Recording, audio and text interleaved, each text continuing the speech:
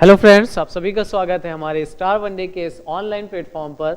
मैं हूं आपके साथ आपका इंग्लिश का एजुकेटर। और जो सीरीज हम लोगों ने स्टार्ट की थी अपनी बेसिक्स ऑफ ग्रामर की, उसका एक पार्ट मैंने आपसे डिस्कशन किया था। सब्जेक्ट ऑब्जेक्ट तक हम लोग पहुंचे थे और बात करनी थी अभी ऑब्जेक्ट को पहचानने से रिलेटेड। तो बेसिक्स ऑफ ग्रामर के सेकेंड पार्ट पे हम लोग स्टार्ट करेंगे, ऑब्जेक्ट का इंट्रोडक्शन लेंगे, सेंटेंस का स्ट्रक्चर अपना कंप्लीट करेंगे, कॉम्प्लीमेंट के बारे में कुछ चीजें जानेंगे। अगर आपने अभी तक इसका पहला वाला पार्ट नहीं देखा है तो पहले एक बार जाके उसको रिवाइज कर लीजिए ताकि कॉन्टिन्यूटी के साथ आपको चीजें प्रॉपर्ली समझ में आ सकें। तो चलिए स्टार्ट करते हैं हम लोग। आज का सेक्शन ही अपना introduction of subject and object. कैसे ऑब्जेक्ट पहचानते हैं, कितनी तरह का ऑब्जेक्ट होता है, क्या बेसिक तरीका है ऑब्जेक्ट को पहचानने का, क्योंकि आपको यह भी पता होगा कि ऑब्जेक्ट अगर आप अच्छे से पहचान पाएंगे तो आगे एक्टिव और पैसिव वॉइस में आपके लिए चीजें बड़ी आसान हो जाएंगी। ठीक है ना। तो लास्ट जो इंट्रोडक्शन हमारा खत्म हुआ था वो यहां तक हुआ था ऑब्जेक्ट के इंट्रोडक्शन से। कुछ बेसिक सी चीजें मैंने आपसे लास्ट टॉपिक में डिस्कस की थी। सब्जेक्ट की बात हमने की थी। अब इसके लिए मैंने आपको एक हिंदी का वर्ड भी बताया था। सब्जेक्ट को हिंदी में हम लोग बोलते हैं उद्देश्य। सब्जेक्ट वो होता है जिसके बारे में बात की जाती है, और बात या तो किसी पर्सन की करते हैं, किसी प्लेस की करते हैं, या फिर किसी थिंग की, यानी किसी नाउन की, या जो वर्ड नाउन की जगह आ सके यानी एक प्रोनाउन। ठीक है ना। छोटा सा पॉइंट डिस्कस किया था, सब्जेक्ट वी टॉक अबाउट, जिसके बारे में हम बात करेंगे। नाउ प्रेडिकेट, दो पार्ट में सेंटेंस को डिवाइड किया था, सब्जेक्ट और प्रेडिकेट। प्रेडिकेट हिंदी में बोला था विधेय, और जो कुछ भी सब्जेक्ट के बारे में बताई जाती हैं चीजें वो सब आता है हमारा प्रेडिकेट में। और बोला था प्रेडिकेट में बेसिक सी तो दो चीजें होती हैं, वर्ब यानी क्रिया और ऑब्जेक्ट यानी कर्म। एक और चीज उसमें लिखी हुई थी कॉम्प्लीमेंट, हिंदी में उसको पूरक कहते हैं। बहुत ज्यादा इंपॉर्टेंट अभी ये हमारे लिए नहीं है, इसकी जरूरत आगे कहां पड़ेगी वो आपको आसानी से समझ में आएगा जब हम लोग थोड़ा सा इंट्रोडक्शन इसके बारे में अभी लेंगे तो। ठीक है ना। अभी मेन फोकस हमें करना था ऑब्जेक्ट के ऊपर कि ऑब्जेक्ट को कैसे पहचाना जाता है। सो इसके बारे में अगर हम बात करें तो देखिए, रिलेट करिएगा कैसे पहचानते हैं ऑब्जेक्ट को। How to find the object of the sentence, sentence के ऑब्जेक्ट की बात कर रहे हैं। फर्स्ट ऑफ ऑल सबसे जरूरी क्या है, अगर आपको ऑब्जेक्ट को पहचानना है तो पहले तो ये देखिए कि क्या सेंटेंस में कोई एक्शन हो रहा है कि नहीं हो रहा है। एक्शन का होना बड़ा जरूरी है। देखिए, अगर सेंटेंस में एक्शन नहीं होगा तो उसमें ऑब्जेक्ट भी नहीं होगा। क्यों बोला ये पॉइंट? ऑब्जेक्ट को हिंदी में तो हमने बोला कर्म, लेकिन एक्चुअल में ऑब्जेक्ट होता क्या है जानते हैं? कर्ता वो पर्सन हो गया जो एक्शन करे, सब्जेक्ट वो हो गया जिसके बारे में हम बात करते हैं। एक्शन जो हो रहा है उसको क्रिया बोल दिया जाता है। वर्ब के बाद जो कुछ लिखा होता है हम मान लेते हैं कि वो ऑब्जेक्ट होता है, लेकिन एक्चुअल में वो केवल ऑब्जेक्ट नहीं है। ऑब्जेक्ट को जो हिंदी में नाम दिया गया है वो तो है कर्म, लेकिन एक्चुअल में ऑब्जेक्ट वो होता है जो उस एक्शन को रिसीव करता है, या जिसके ऊपर कोई एक्शन परफॉर्म किया जाए, जिसके ऊपर उस एक्शन का प्रभाव पड़ता है, उसे बोला जाता है ऑब्जेक्ट। अब देखिए, अगर सेंटेंस में कोई एक्शन होगा ही नहीं तो उसे कोई रिसीव भी नहीं करेगा या किसी के ऊपर उसका प्रभाव भी नहीं पड़ेगा। जैसे लास्ट टाइम मैंने एक एग्जांपल आपसे डिस्कस किया था, Delhi is the capital of India. ध्यान से देखिए, क्या इस सेंटेंस में कोई एक्शन हो रहा है? नहीं। अब अगर सेंटेंस में कोई एक्शन ही नहीं हो रहा है ना, तो इसमें ऑब्जेक्ट ढूंढने की ही जरूरत नहीं है, क्योंकि अगर सेंटेंस में एक्शन नहीं होगा तो उसमें ऑब्जेक्ट भी नहीं होगा। तो ऑब्जेक्ट ढूंढिएगा तब जब सेंटेंस में कोई एक्शन हो रहा हो। ठीक है। अब उन सेंटेंसेस की हम बात करते हैं जिन सेंटेंसेस में कोई ना कोई एक्शन होगा। अब अगर एक्शन हो रहा है तो पहला क्वेश्चन ये पूछिए कि उस एक्शन को कौन कर रहा है। मतलब फिर से ध्यान दीजिए, हम ढूंढ रहे हैं डूअर को, एक्शन करने वाले कर्ता को, और अगर करता है तो उसे सब्जेक्ट भी बना सकते हैं हम। और अगर आपने सेंटेंस का सब्जेक्ट उस डूअर को बना दिया तो सेंटेंस हमारा बनता है एक्टिव वॉइस में। अब ये इंट्रोडक्शन हम लोग ऑलरेडी अपने पिछले वीडियो में ले चुके हैं, अगर आपने नहीं देखा है अभी तक तो एक बार वॉच करिएगा। एक्टिव वॉइस और पैसिव वॉइस तुरंत पहचानने का तरीका, बिना एक्टिव वॉइस पैसिव वॉइस पढ़े भी अगर आप पहचानना चाहो कि सेंटेंस एक्टिव में बना है या पैसिव में, तो याद रखिएगा वो आप पहचान सकते हैं उसके डूअर से, ठीक है ना। तो सबसे पहले देखिए सेंटेंस में एक्शन क्या हो रहा है। पहला क्वेश्चन ये पूछिए उस एक्शन को कौन कर रहा है, और उस पर्सन को आप चाहें तो किसकी जगह पे रख सकते हैं, सब्जेक्ट की जगह। अब अगर आपने डूअर को सब्जेक्ट की जगह रखा तो सेंटेंस हमारा अपने आप बन जाएगा एक्टिव वॉइस। सो देखिए ऑब्जेक्ट पहचानने का सबसे बेसिक सा तरीका जो आपको ध्यान रखना है, सबसे पहले आपको जाना है सेंटेंस के एक्शन वर्ड पे, मतलब आपको ये देखना है कि सेंटेंस में एक्शन कौन सा किया गया है, और फिर याद रखिएगा अगर एक्शन होगा तभी ऑब्जेक्ट ढूंढने की जरूरत भी है। तो सबसे पहले देखिए सेंटेंस में एक्शन क्या हो रहा है। दूसरा क्वेश्चन ये पूछिए कि उस एक्शन को कौन कर रहा है, मतलब आप ढूंढ रहे हैं उसका डूअर। अब अगर सेंटेंस में एक्शन हो और उसका डूअर ही आपको सब्जेक्ट की जगह दिखता है तो सेंटेंस हमारा बन जाता है एक्टिव वॉइस में। नाउ सब्जेक्ट और वर्ब को मिलाकर दो क्वेश्चंस पूछिएगा। देखिए ध्यान से जरूरी है ये पॉइंट रिलेट करना। ऑब्जेक्ट अगर आपको ढूंढना है, कर्म जिसकी हम बात कर रहे हैं उसको पहचानने का तरीका सिंपल सा है, कुछ क्वेश्चंस आपको पूछने पड़ेंगे। अभी सब्जेक्ट और वर्ब को मिलाइए और मिलाकर दो क्वेश्चंस और पूछिए, क्या और किसे। जो पर्सन एक्शन रिसीव करेगा, जिसके ऊपर एक्शन परफॉर्म किया जाता है, उसका आंसर फाइंड करने का तरीका है ये दो क्वेश्चंस, क्या और किसे। ये क्वेश्चंस अगर आप पूछते हैं तो जो भी आंसर आपको मिलेगा वो होता है वर्ब का या सेंटेंस का ऑब्जेक्ट। सो ऑब्जेक्ट पहचानने का बेसिक सा तरीका आपको यही ध्यान रखना है। अभी रिलेट करते हैं इसको कुछ एग्जाम्पल्स के थ्रू। लास्ट टाइम भी डिस्कशन करना था इन एग्जाम्पल्स के ऊपर। देखिए वन बाय वन सेंटेंसेस की बात करते हैं। पहला है birds fly in the sky. सबसे पहला काम सेंटेंस में एक्शन है कि नहीं है पहले तो यही चेक करिए, क्योंकि अगर एक्शन नहीं होगा तो ऑब्जेक्ट ढूंढने की जरूरत भी नहीं है। सो फ्लाई करने का एक्शन हो रहा है यहां पर। अभी पूछिए फ्लाई करने वाला कौन, तो आपको इमीडिएटली आंसर मिलेगा बर्ड्स। सब्जेक्ट भी है और डूअर भी है, इसलिए ये सेंटेंस एक्टिव वॉइस में है। ये सिंपल सी इसकी पहचान याद रखिएगा। अभी जरा क्वेश्चन पूछिए सब्जेक्ट और वर्ब को मिलाकर, बर्ड्स फ्लाई, चिड़िया उड़ती हैं, और पूछिए जरा चिड़िया उड़ती हैं क्या या चिड़िया उड़ती हैं किसे। और देखिए क्या आपको स्काई का आंसर मिल रहा है? नहीं, स्काई का आंसर आपको तब मिलेगा जब आप पूछोगे कि चिड़िया उड़ती हैं कहां, और जब कहां का आंसर मिलने लगे, कब का आंसर मिलने लगे, कैसे, क्यों और कितनी बार, ये सारे आंसर्स आपको ऑब्जेक्ट तक नहीं ले जाते। इन्हें हम लोग रखते हैं एडवर्ब की कैटेगरी में। याद रखिएगा वर्ब के बाद जो कुछ लिखा हो वो उसका ऑब्जेक्ट ही होगा, ऐसा कोई जरूरी नहीं है। कई बार एडवर्ब मिलता है और इसे ही हम लोग वर्ब का कॉम्प्लीमेंट बोलने लगते हैं। जो लिखा था ना अभी कॉम्प्लीमेंट, पूरक जिसको हमने बोला था, वो याद रखिएगा काम करता है एडवर्ब का।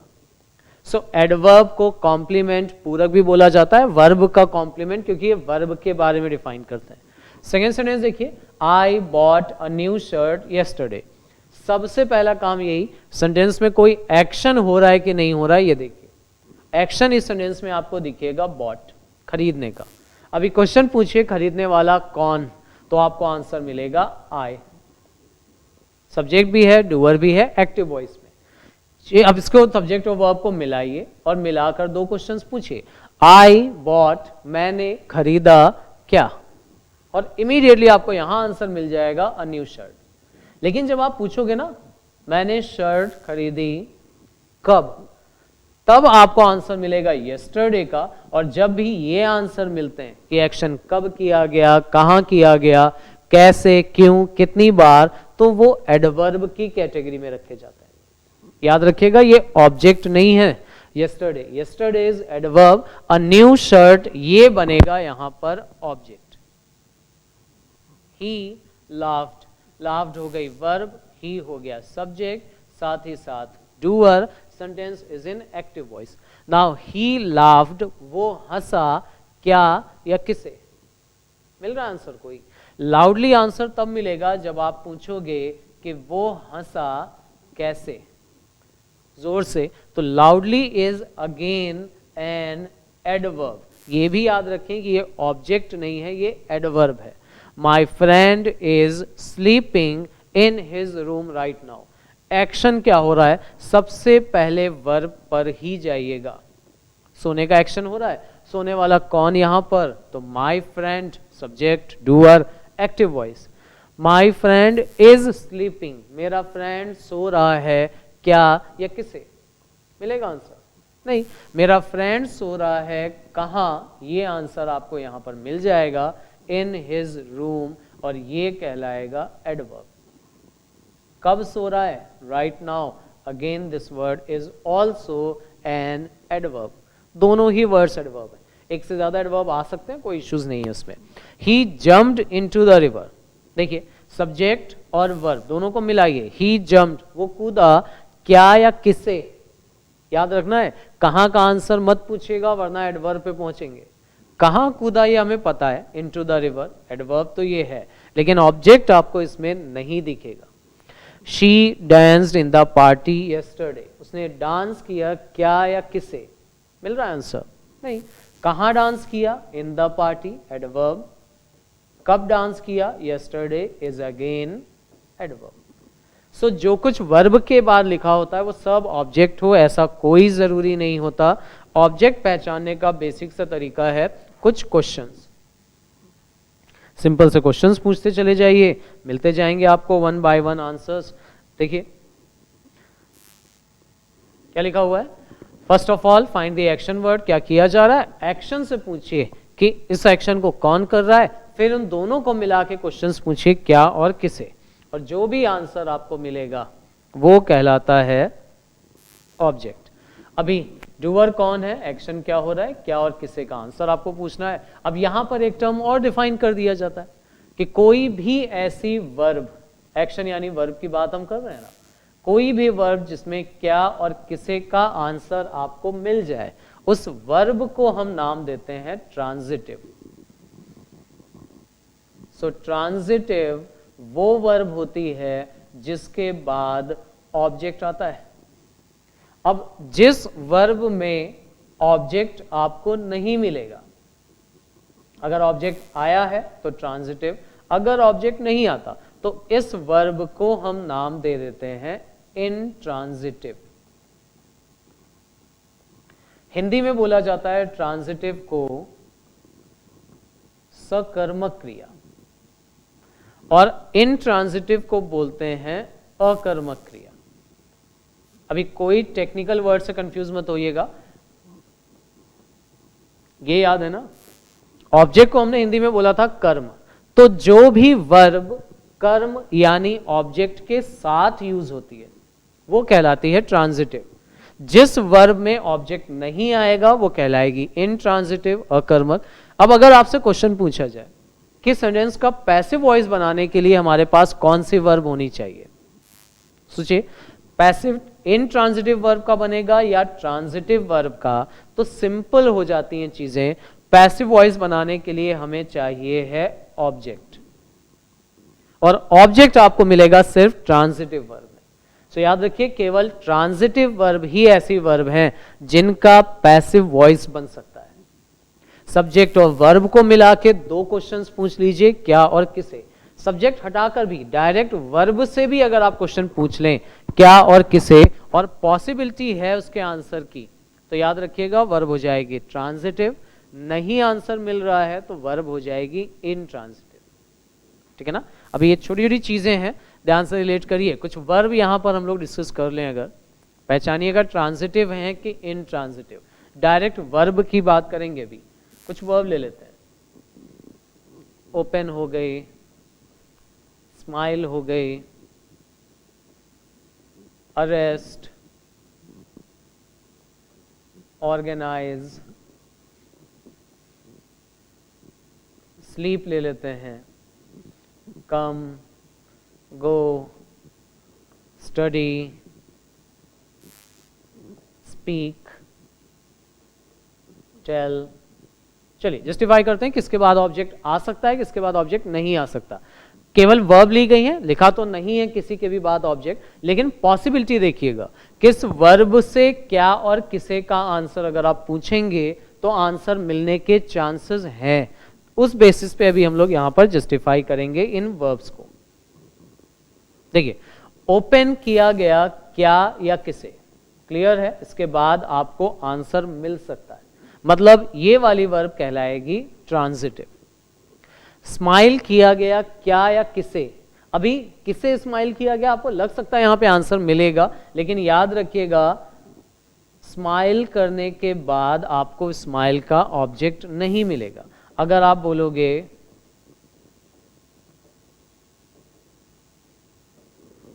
देखिए ऐसे आपको लग सकता है कि यहां पर ये एट मी जो दिया हुआ है ये ऑब्जेक्ट हो रहा है, लेकिन थोड़ी सी प्रॉब्लम यहां पर है। आप प्रेपोजिशन के साथ जब कोई नाउन या प्रोनाउन लगा देते हैं तो वो भी ऑब्जेक्ट होता है, जिसकी बात हम लोग आगे करेंगे, लेकिन वो वर्ब का ऑब्जेक्ट है कि प्रेपोजिशन का ऑब्जेक्ट है, इसको जस्टिफाई करना होता है। तो बिना प्रेपोजिशन के फिलहाल भी ट्राई करिए, ये सब स्पेशल केसेस में हम लोग आगे बात करेंगे। अभी स्माइल को आप रखेंगे इंट्रांजिटिव, कब स्माइल किया, कहां स्माइल किया, कैसे स्माइल किया, ये आंसर आपको मिल सकते हैं, लेकिन क्या स्माइल किया वो अपने आप में कंप्लीट मीनिंग दे रहा है, उसमें ऑब्जेक्ट की आपको कोई जरूरत नहीं पड़ती। अरेस्ट किया गया क्या या किसे, इसका आंसर आपको मिल सकता है, मतलब ये कहलाएगी एक ट्रांजिटिव वर्ब। स्टडी, पढ़ाई की गई, पढ़ा क्या, ये भी ट्रांजिटिव। सोया, अभी देखिए पर्सन अगर सो रहा है तो सोया क्या या किसे मिलेगा आंसर, कहां का आंसर मिल सकता है, कहां सोया, कब सोया, यानी ये वर्ब कहलाएगी हमारी इंट्रांजिटिव। ऑर्गेनाइज किया गया क्या मिल सकता है आंसर, वर्ब हो जाएगी ट्रांजिटिव। आया क्या या किसे नहीं मिलेगा आंसर, इंट्रांजिटिव। गया, इसका भी आंसर आपको मिलेगा, तो क्या और किसे का तो नहीं मिलेगा, कब, कहां, कैसे का आंसर मिल सकता है, ये हो जाएगी इंट्रांजिटिव। बताया क्या या किसे, ऑब्जेक्ट मिल सकता है, वर्ब हो जाएगी ट्रांजिटिव। और बोला क्या, ये वर्ब हो जाएगी ट्रांजिटिव। सो ध्यान रखिएगा, ट्रांजिटिव इंट्रांजिटिव पहचानना है तो भी ऑब्जेक्ट की जरूरत पड़ेगी। पैसिव वॉइस में भी याद रखिएगा, पैसिव में आप ऑब्जेक्ट को सब्जेक्ट की जगह लाते हैं और सब्जेक्ट नाउन या प्रोनाउन को ही बनाया जा सकता है। इसीलिए एक रूल ये भी आता है कि ऑब्जेक्ट भी या तो नाउन होना चाहिए या फिर प्रोनाउन। क्लियर? छोटी छोटी चीजें हैं बट बहुत ज्यादा इंपॉर्टेंट हैं, रिलेट कर लीजिए, याद रखिएगा। अभी यहां पे भी पॉइंट देख लीजिए क्या लिखा हुआ है। अगर आपने अलग प्रश्न पूछ लिए तो जो भी आंसर आपको मिलते हैं, याद रखिए क्या और किसे के अलावा भी आपको आंसर्स मिलेंगे। अगर आपने ये क्वेश्चन पूछा कि जो भी एक्शन किया गया उसे कब किया गया, कहां किया गया, कैसे, क्यों या कितनी बार, सो इन सारी चीजों को हम लोग सेंटेंस में वर्ब का कॉम्प्लीमेंट कहते हैं। याद रखिएगा ये सारे पॉइंट फिर से आगे काम आएंगे जब हम लोग पढ़ रहे होंगे एडवर्ब टॉपिक, क्योंकि ये सारे के सारे वर्ड काम करते हैं एडवर्ब का। अभी इसको भी थोड़ा सा जस्टिफाई कर लीजिए। अगर एक्शन कब किया गया ये पता चल जाए तो एडवर्ब हो गया, लेकिन एडवर्ब में भी उसे हम नाम दे देते हैं एडवर्ब ऑफ टाइम। कहां किया गया ये पता चल जाए तो अब आप आसानी से गेस कर सकते हैं, इसे हम बोलेंगे एडवर्ब ऑफ प्लेस। कैसे किया गया ये तरीका पता चल जाए तो एडवर्ब ऑफ मैनर। क्यों किया गया, एडवर्ब ऑफ रीजन या एडवर्ब ऑफ पर्पस भी इसको कई जगह बोला गया है। और कितनी बार किया गया, जैसे बोलते हैं ना मैंने ये मूवी 4 बार देखी है, कितनी बार, 4 बार। सो ये आंसर जब आपको मिलता है, this is called adverbs of frequency. So adverb जब हम लोग टॉपिक डिस्कस करेंगे इन्हीं वर्ड्स की जरूरत फिर से एक बार पड़ेगी। प्लस ध्यान रखिएगा यही वर्ड जब सेंटेंस में प्रोनाउन हम लोग पढ़ रहे होंगे ना, क्वेश्चन वर्ड, वहां पर भी इंपॉर्टेंट रोल प्ले करेंगे जस्टिफाई करने में कि आप प्रोनाउन को यूज करने जा रहे हैं या फिर एडवर्ब को। ठीक है ना, एडवर्ब के क्वेश्चंस में बड़ा इंपॉर्टेंट रोल होता है इन सारे के सारे क्वेश्चन वर्ड्स का, पोजीशन डिफाइन करने में बड़ा इंपॉर्टेंट रोल होता है इन सब का। तो ये है फिलहाल अभी ऑब्जेक्ट का इंट्रोडक्शन जो आपको ध्यान रखना है। रीचेक कर लेते हैं एक बार, कुछ और सेंटेंसेस हैं जो ये देख लीजिए, इनको तो हमने डिस्कशन किया ही है। इसके अलावा कुछ सेंटेंसेस आपको मैं दे रहा हूं, जरा इसमें भी एक बार फाइंड करिए ऑब्जेक्ट है कि नहीं। अगर मैं बोलूं statement boys fly kites, she told me nothing, he is playing chess, honesty is the best policy। Check करिए जरा वन बाय वन किसमें ऑब्जेक्ट है और किसमें ऑब्जेक्ट नहीं है, और गलती बिल्कुल भी नहीं करिएगा, वन बाय वन जस्टिफाई करिएगा। सब्जेक्ट और वर्ब दोनों को जस्टिफाई करिए। पहले देखिए सेंटेंस में एक्शन हो रहा है कि नहीं, ये हो गई वर्ब, बॉयज हो गए यहां पर सब्जेक्ट। बॉयज फ्लाई काइट्स, लड़के उड़ाते हैं क्या। अभी ध्यान से देखिए जरा, यहां फ्लाई का मतलब था उड़ना, यहां फ्लाई का मतलब है उड़ाना। बर्ड्स खुद उड़ती हैं, ऑब्जेक्ट की कोई जरूरत नहीं, तो उड़ना जब ये मीनिंग लेंगे फ्लाई का तो ये हो जाएगी इंट्रांजिटिव वर्ब। लेकिन बॉयज उड़ाते हैं क्या, ये देखिए आंसर मिलेगा, ये आपको मिला ऑब्जेक्ट और ये वर्ब हो जाएगी ट्रांजिटिव। तो एक ही वर्ब अलग अलग जगह पर अलग अलग मीनिंग दे सकती है, डिपेंड करता है किस सेंस में आप उसको यूज कर रहे हैं। दूसरा सेंटेंस देखिए, she told me nothing, she subject, told हो गई वर्ब। अभी दो क्वेश्चंस जो ऑब्जेक्ट के लिए पूछने हैं, क्या और किसे। उसने बताया क्या, नथिंग, किसे, मी। ये देखिए सेंटेंस में दो ऑब्जेक्ट भी एक साथ आ सकते हैं, कंफ्यूज बिल्कुल मत होइएगा। नॉर्मली आपको क्या और किसे दोनों में से एक ही आंसर मिलता है, लेकिन कई बार क्या और किसे दोनों का आंसर मिल जाता है, तो उस सेंटेंस में एक नहीं बल्कि दो ऑब्जेक्ट हो जाते हैं। क्लियर, कंफ्यूज बिल्कुल नहीं होइएगा, सेंटेंस में मैक्सिमम दो ऑब्जेक्ट होते हैं। दो से ज्यादा ऑब्जेक्ट्स अगर आप रखेंगे तो कंजंक्शन लगाकर हम जोड़ेंगे, वो आगे का पार्ट है, कंजंक्शन में डिस्कस कर लेंगे। अभी ध्यान रखिएगा, क्या और किसे नॉर्मली एक ही क्वेश्चन का आंसर मिलता है। चलिए कुछ और सेंटेंसेस से जस्टिफाई कर लेते हैं इसी ऑब्जेक्ट का इंट्रोडक्शन जो हम लोगों ने लिया था, कुछ और सेंटेंसेस से बात कर लेते हैं इनकी। The first is boys fly kites,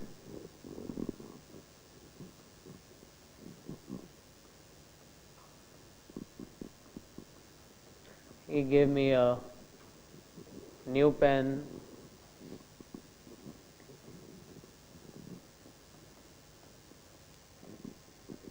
he told me nothing,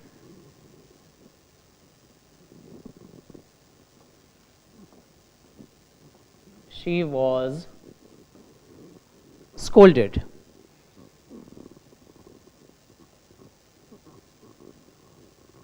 He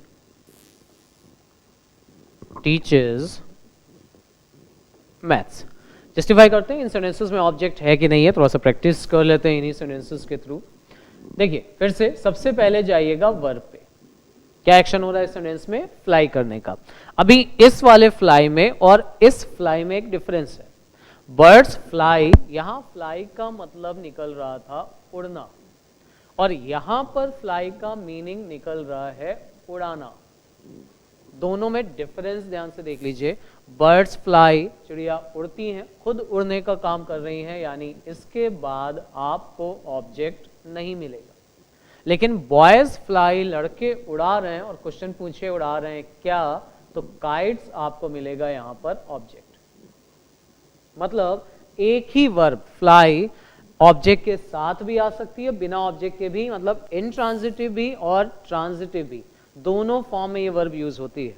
चाहे आप इसको इंट्रांजिटिवली यूज कर लें या ट्रांजिटिवली, डिपेंड करेगा कि मीनिंग उड़ना ये वाला ले रहे हैं या उड़ाना ये वाला मीनिंग। तो देख लीजिएगा किस सेंटेंस का पैसिव वॉइस आपको बनाना है। वर्ब एक जैसी ही है, बस मीनिंग अलग अलग हो रहा है, इसलिए इनके साथ ऑब्जेक्ट का यूज एक जगह हो रहा है और एक जगह नहीं हो रहा है।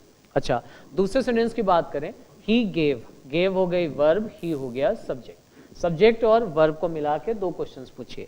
ही गेव, उसने दिया, क्या और किसे। क्या का आंसर पूछेंगे तो आप ये आंसर मिलेगा, अ न्यू पेन। किसे तो मी। अब नॉर्मली अभी तक हमने पढ़ा था क्या और किसे में एक भी आंसर मिल जाए तो वो ऑब्जेक्ट होता है, लेकिन यहां आपको दोनों क्वेश्चंस का आंसर मिल रहा है। सो यह याद रखें, सेंटेंस में जनरली तो आपको एक ही ऑब्जेक्ट दिखेगा, लेकिन एक सेंटेंस में मैक्सिमम अगर आप देखें तो दो ऑब्जेक्ट आप यूज कर सकते हैं। क्या और किसे दोनों का आंसर मिल जाए तो एक सेंटेंस में दो ऑब्जेक्ट भी आ सकते हैं। दो से ज्यादा ऑब्जेक्ट अगर लगाने हैं तो वो भी लगा सकते हैं, लेकिन फिर कंजंक्शन का यूज करके उनको जोड़ना पड़ेगा। वो कंजंक्शन का पार्ट है, कंजंक्शन में डिस्कस करेंगे। सिमिलरली, ही टोल्ड, उसने बताया, क्या नथिंग एक ये ऑब्जेक्ट, और किसे नहीं बताया, मी दूसरा ऑब्जेक्ट। देखिए दो ऑब्जेक्ट होते हैं सेंटेंस में। इनका और डिटेल में इंट्रोडक्शन जब हम लोग एक्टिव पैसिव डिस्कस करेंगे ना, उस टाइम पे लेंगे। अभी इनको और डिटेल में डिस्कस करना है, लेकिन यहां पर उसकी अभी जरूरत नहीं है। अभी केवल आप ऑब्जेक्ट पहचानना सीख लीजिए। शी वॉज स्कोल्डेड, उसको डांटा गया। अभी एक्शन हुआ यहां पर डांटने का, वर्ब। अब जरा क्वेश्चन पूछो, डांटने वाला कौन? क्या शी ने डांटा किसी को? नहीं, शी को डांटा गया। डांटने वाला पर्सन अब देखिए आपको यहां नहीं दिख रहा होगा, और अगर यहां पर ये सब्जेक्ट है लेकिन एक्शन करने वाला पर्सन नहीं है, तो याद रखना ये सेंटेंस ऑलरेडी पैसिव वॉइस में है। और अगर सेंटेंस पैसिव में है ना, तो डांटा गया क्या या किसे, ऑब्जेक्ट आना चाहिए था, लेकिन पैसिव में बना है तो जिसे डांटा गया उस पर्सन को बना दिया गया सब्जेक्ट। तो यहां पर ये शी ऑब्जेक्ट था जिसको हमने सब्जेक्ट बनाया, क्योंकि ये सेंटेंस बना है पैसिव वॉइस में। तो एक और तरीका आप याद रख सकते हैं, अगर सब्जेक्ट से कौन का आंसर मिलने लगे, यानी डूअर ही तो लिखा हुआ है सब्जेक्ट की जगह, तब वो सेंटेंस बनता है एक्टिव वॉइस में। और अगर सब्जेक्ट से ही आपको कौन का नहीं बल्कि क्या और किसे का आंसर मिलने लगे, तो इसका मतलब ऑब्जेक्ट को रखा गया है सब्जेक्ट की जगह, और ये पहचान है कि सेंटेंस पैसिव वॉइस में बना हुआ था, जैसा कि यहां पर हो रहा है। डांटने वाला पर्सन कौन है नहीं पता, डांटा गया क्या या किसे, उस पर्सन को है ऑब्जेक्ट, बनाया सब्जेक्ट गया, ये भी एक पहचान है कि सेंटेंस पैसिव में बना है। लास्ट देख लीजिए, he teaches maths, he subject, teaches verb. अभी पढ़ाने वाला पर्सन यही है, एक्टिव में बना है सेंटेंस, वो पढ़ाता है क्या, maths, this is the object. ये है ऑब्जेक्ट का इंट्रोडक्शन। पैसिव वॉइस में क्या इंपॉर्टेंस है उसकी वो समझ में आया होगा। कॉम्प्लीमेंट जो हमने डिस्कस किया, कब, कहां, कैसे, क्यों, कितनी बार, उसको याद रखिएगा। ये छोटी छोटी चीजें हैं जो आपको अभी यहां पर सीखनी है। तो बेसिक्स ऑफ ग्रामर से जो हम लोगों ने शुरू किया है पार्ट, बेसिक्स ऑफ ग्रामर में यही चीजें आपके लिए ज्यादा इंपॉर्टेंट हैं। देखिए ये है वाक्य के ऑब्जेक्ट को पहचानने का सही तरीका। ऑब्जेक्ट को समझे बिना पैसिव वॉइस को समझना बहुत मुश्किल होता है, क्योंकि पैसिव में पूरा का पूरा इंपॉर्टेंट रोल ऑब्जेक्ट से ही शुरू होता है। तो आपने पढ़ा था एक्शन करने वाला पर्सन ही अगर सब्जेक्ट है तो सेंटेंस एक्टिव वॉइस में होता है। सिमिलरली अगर सब्जेक्ट कौन का आंसर मिले, देखिए अभी जो मैंने डिस्कस किया, अगर सब्जेक्ट से कौन का आंसर मिले तो पर्सन जो एक्शन करने वाला है वही सब्जेक्ट है, एक्टिव वॉइस। और अगर सब्जेक्ट से क्या और किसे का आंसर मिलने लग जाए तो इसका मतलब ऑब्जेक्ट को सब्जेक्ट की जगह पे रखा है और सेंटेंस हमारा पैसिव वॉइस में बन जाता है। ठीक है ना। तो ये छोटी छोटी चीजें हैं जो आपको यहाँ पर ध्यान रखनी है।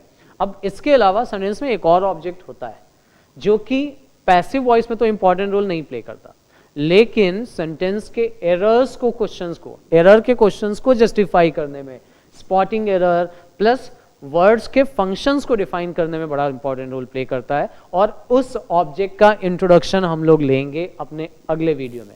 तब तक के लिए जो आज पॉइंट डिस्कस किए हैं इनको अच्छे से तैयार करिए। पुराना वीडियो जो हमने पढ़ा था उसको साथ में इसके वॉच करिएगा, कंटिन्यूटी के साथ पढ़िएगा। करेंगे कंटिन्यू कुछ और इंपॉर्टेंट पॉइंट्स के साथ अपने अगले वीडियो में। तब तक के लिए keep practising, all the very best आप सभी के फ्यूचर एग्जाम्स के लिए। मिलेंगे हम लोग एक और बहुत इंपॉर्टेंट टॉपिक्स में। Thank you very much.